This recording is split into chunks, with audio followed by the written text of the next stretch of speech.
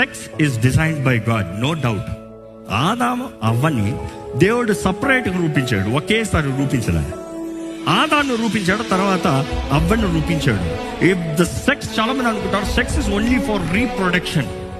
అప్పుడు ఏ ఫీలింగ్స్ పెట్టుకున్నాడు, ఏ ఫీలింగ్స్ పెట్టాల్సిన అవసరం లేదు, ఏ అరోజింగ్ పెట్టాల్సిన అవసరం లేదు.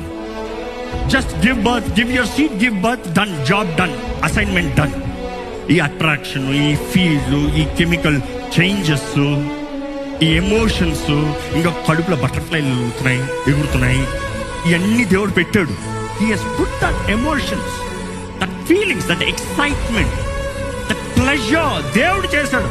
అయ్యా సంతోషంగా ఉండు. Do you know sex brings husband and wife closer.